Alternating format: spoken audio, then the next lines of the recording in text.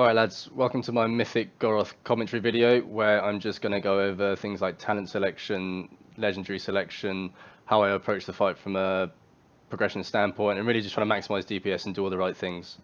Goroth's a single target fight, so you're going to be choosing the single target talents, which is Endless Rage, as there's no adds to proc War Machine, Avatar, Frothing Berserker, Inner Rage, and Reckless Abandon. The other talents you can kind of pick and choose as you want, but as there's nothing to stun, I've taken Double Time and Bounding Strides for the mobility. Legendary wise, I'm going to use the Angry Hat, as that's just your best in slot legendary, and the Massacre Ring. Normally I'd try and use the legendary legs, the rompers, but as I don't have them yet, I'm kind of stuck with the Massacre Ring, which is, yeah, it's okay on this fight, but there's not a particularly long execute phase. And trinket selection is going to be Convergence of Fates, as that's your best in slot trinket, unless you have to hold Battle Cry for a prolonged period of time, which isn't the case with Goroth, and Moonglaves, as that's your best DPS trinket for both single target and AoE.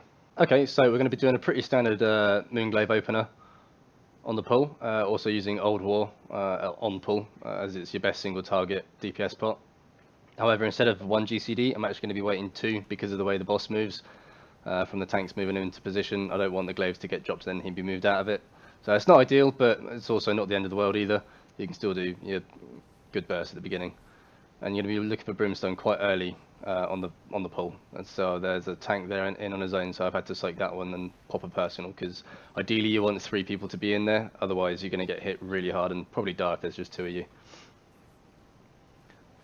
So as it's a single target boss with not a great deal going on for the majority of it, if you get lucky and with mechanics targeting you, the key to it is really just keeping good uptime on the boss, nice clean rotation, and really just trying to maximize your DPS.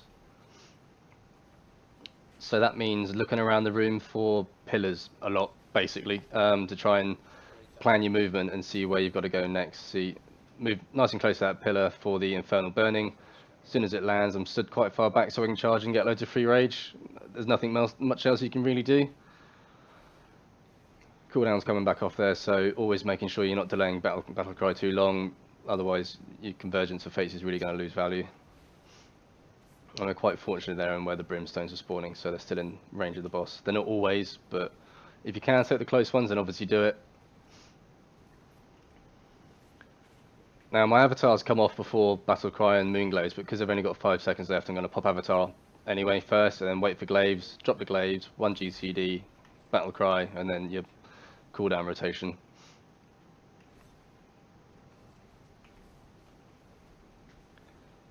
Making sure you're not hitting anyone with your Crashing Comet. And again, just looking around the room, making sure you're seeing where you've got to go to next, so you don't have to run too far or risk death. Now you might notice that I'm not actually leaping out to get behind the pillars. You could definitely get more GCDs on the boss if you waited till he had about 2 seconds left and then leap out behind the pillar. However, I'm trying to save a leap for emergency situations, if Brimstones need soaking in the distance, or I need to run behind a pillar with a Shattering Star, that kind of thing. And I've moved away from that one on the right because someone's solo soaking that. Again, keeping out of the Crashing Comments, that puts a nasty debuff on you. Looking around the room, making sure I know where the pillars are, just in case I get the next Shattering Star. I'm quite fortunate throughout this one. I don't think I actually get targeted by it once, which is pretty nice. Now my cooldowns are coming off here, and I've still got 15-20 seconds left on Glaives, and had I been looking at the timers properly, I would have noticed the Infernal Burning coming, and I should have held Avatar and Battle Cry there, and then did the hide, and then come back in, drop Glaives, and pop my cooldowns, but I didn't.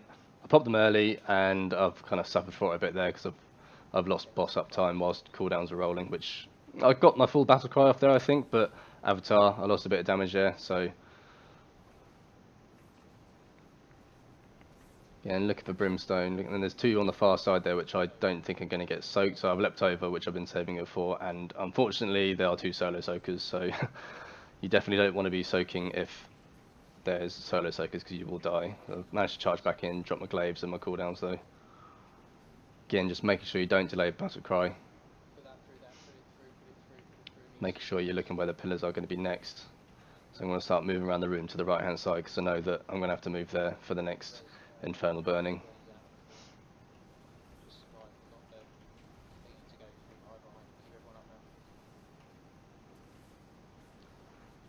See, there it is. Running behind it again, saving my leap in case I need to leap for a brimstone or the shattering comet. Now as we're coming up to 20%, I'm pulling my rage, trying to get to 100 rage before we enter, so I can start just spamming those executes and building Juggernaut, because you can keep it up in this fight regardless of the hiding. So spamming execute, keeping enrage up with Massacre. And as there's 50 seconds left on the boss, even though Avatar's off cooldown, I've decided to save Avatar and use Battle Cry, because the cooldown on Battle Cry with the Convergence of Fates is about 30 seconds, 34, 35 I think. So you can afford to Battle Cry, and then I'm pretty confident that I'll have it back for the end of the fight, where I'll have higher Juggernaut stacks and I can pop Avatar, Battle Cry and really do some big damage. So keep the stacks rolling, and with the Infernal Burning coming, I'm going to make sure I have enough rage for one execute just before the cast goes off, so I want to stay in as late as possible, do one last execute, refresh Juggernaut, leap out, and then charge back in and keep the stacks rolling. I've also potted there, which, well, I mean, I'd use it there anyway because the fight's nearly over. I've lost a bit of time on it, but you can't really help it with having to hide. And so I've got, yeah, not too bad. Yeah, so finished just shy of 1 million DPS, which is not too bad for a progression kill. You can definitely squeeze out a bit more if you stay in longer for the Infernal Burning and then use Leap to get out, but then you don't have it for Soaking Brimstones, which you might need to do at some point. But, you know, decision's up to you. Hopefully that was useful to you, and you can pick up on some stuff that I did and didn't do very well, like the Moonglaves and the hiding whilst Avatar was rolling. There's room for improvement always. Maybe on next farm kills I'll decide to use Leap more liberally and use it to get behind pillars, you know, try and push a bit of boss damage. But thanks for watching, and you can catch me on Twitch on Coburn_25. See you on the next one. Cheers.